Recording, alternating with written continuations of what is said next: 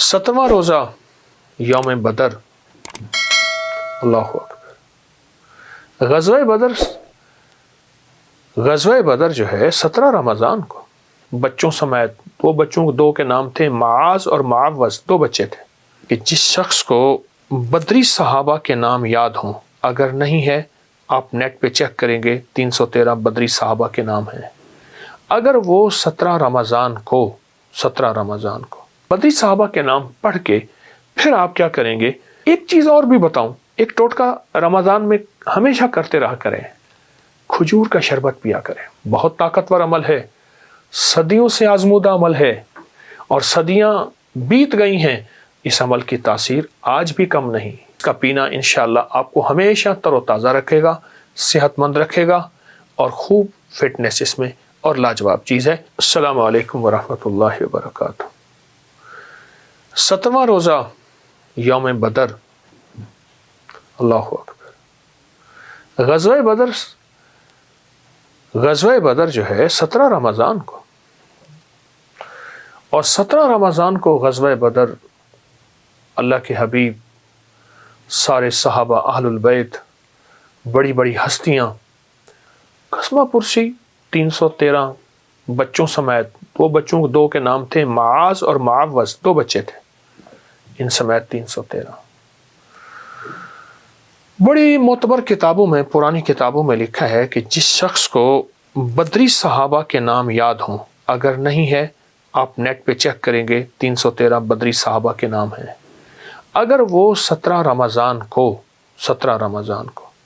वो बदरी सहाबा के नाम पढ़े, अवल आखिर 3 दफ़ा दरूद पाक के साथ, और फिर उनके वसीले से जो दुआ मांगी जाए कबूल होती है।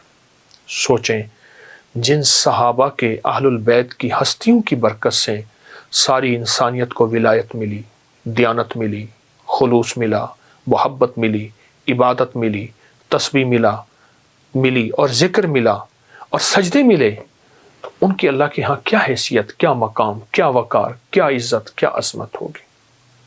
इसको सोचें। और बहुत ज़्यादा अज़मत और बहुत ज़्यादा वकार और शान व शौकत। तो बदरी सहाबा के नाम नेट पे सर्च करें, फ़ौरन मिल जाएंगे। पहले से तैयार कर लें, प्रिंट निकाल लें, मोबाइल पे देख के पढ़ लें।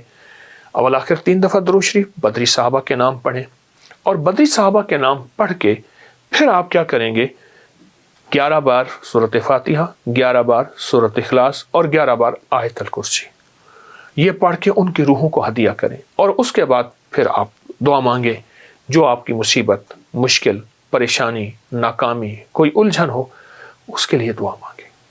और बहुत ज़बरदस्त अमल है। एक चीज़ और भी बताऊं, एक टोटका रमज़ान में हमेशा करते रहा करें, खजूर का शरबत पिया करें। 3 दाने, 7 दाने, 9 दाने, कुछ मुट्ठी भर खजूर बर्तन में भिगो दें सुबह, और अगर गर्मी है तो उसे फ्रिज में रख दें, सर्दी है तो उसे बाहर रख दें। सुबह शाम को उठ के उसको खूब मलें, और मलने के बाद नहीं छान लें, उसका पानी पिएं। ये नबीज़ है, नबीज़ किसे कहते हैं, और ये पीना सुन्नत है। हाँ, इसको ज़्यादा देर ना रखिएगा, ये फिर खमीर हो जाएगी, फिर पीना अच्छा नहीं है। खमीर ना हो जाए, ये फिर पीना अच्छा नहीं है। ये पिया करें। ये नबीज़ मैदे की खुश्की के लिए, तेज़ाबियत के लिए, पट्ठों के लिए, आसाब के लिए, जिसकी दिल की धड़कन बहुत तेज़ होती हो उसके लिए, या जो बहुत थक जाता हो, आप अमूमी भी नबीज़ को इस्तेमाल कीजिए। आम दिनों में भी नबीज़ का इस्तेमाल आपको बहुत फ़ायदा देगा, आपको बहुत रिज़ल्ट देगा और को बहुत नफ़ा देगा। ज़रूर करें। और अस्माउल बदरीन, बदरी सहाबा के नाम पढ़ के उनके वसीले से दुआ मांगना ना भूलिएगा। बहुत ताकतवर अमल है, सदियों से आजमूदा अमल है और सदियां बीत गई हैं, इस अमल की तासीर आज भी कम नहीं, कभी भी कम नहीं, और हमेशा इंशाअल्लाह इस अमल की तासीर बाकी रहेगी, जिंदा व ताबिंदा रहेगी और बहुत ज़्यादा रहेगी। अल्लाह पाक हमारे इन रोज़ों को कबूल फरमाए। और बहुत मांगा करें अल्लाह से, अल्लाह हमारे रोज़ों को कबूल फरमा, कबूल फरमा, कबूलियत का फ़िक्र अमल से कहीं ज़्यादा हो। ये मेरे लफ्ज़ फिर दोहरा रहा हूँ, कबूलियत का फ़िक्र अमल से कहीं ज़्यादा हो। क्या अल्लाह, अमल तो मिल गया, वो भी तेरी मेहरबानी से मिला, अब इसकी कबूलियत को अपनी मेहरबानी और अपनी शफकत का ज़रिया फरमा दे। अल्लाह पाक इसको कबूल भी फरमाए, मकबूल भी फरमाए, महबूब भी फरमाए। तो खजूर का शरबत पीना नहीं भूलेंगे, ज़रूर पिएगा। हमारे एक बुजुर्ग गुजरे हैं बड़े अल्लाह वाले, वो हर शख्स को इस्तिग़फ़ार बताते थे और इस्तिग़फ़ार का तावीज़ लिख कर देते थे, कल इसको घोल के पी लो, गले में डाल दो, यूं कर दो, यूं कर दो। हर शख्स को इस्तिग़फ़ार बताते थे। किसी ने पूछा आप हर शख्स को इस्तिग़फ़ार बताते हैं? फरमाया कि आसमान से रोज़ाना खैर भी उतरती है, शर भी उतरता है, बलाएं भी उतरती हैं, मुसीबतें भी उतरती हैं और बरकतें भी उतरती हैं, और वो हमारे गुनाहों के बकदर उतरती हैं।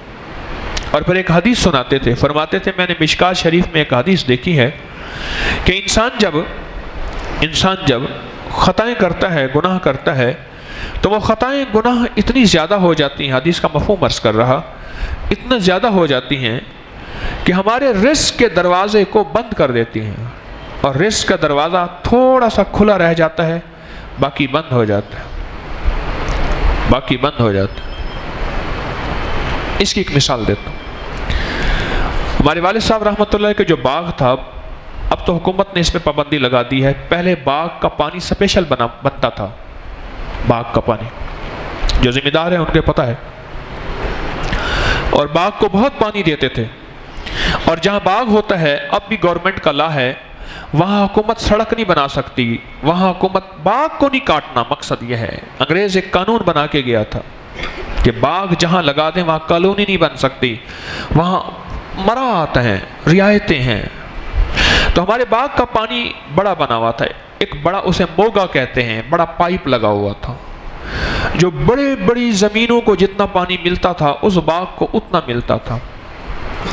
हमारे पड़ोस में मेरे वालिद साहब रहमतुल्लाह अलैह के रिश्तेदार थे।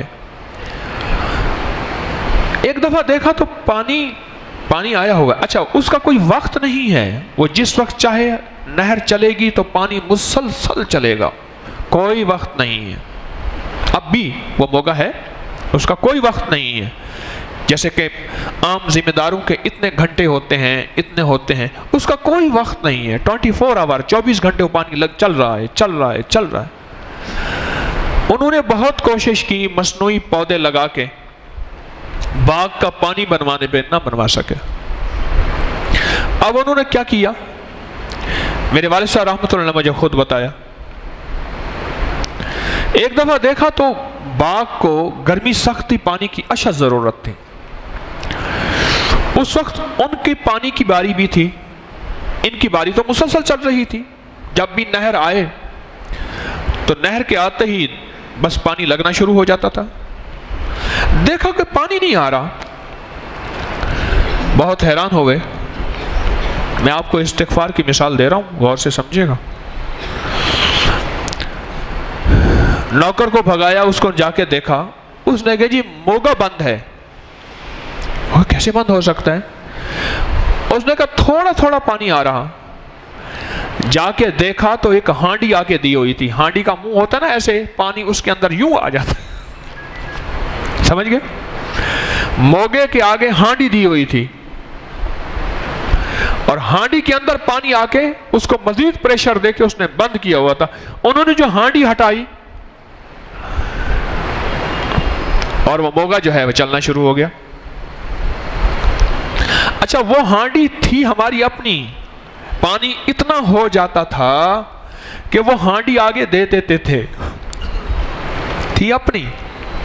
फिर जिस वक्त पानी आता था नहर में, अक्सर आता था, कुछ महीने नहीं आता था, अक्सर आता था, अब भी वो अपनी औरतों को वहां नंगा करके बिठा के कपड़े धोने के लिए बिठा देते थे उसी जगह, क्योंकि पानी आएगा, इन्होंने हांडी हटानी है। हांडी अक्सर होती थी। अब हांडी हटाने के लिए ये बंदे कैसे आएंगे?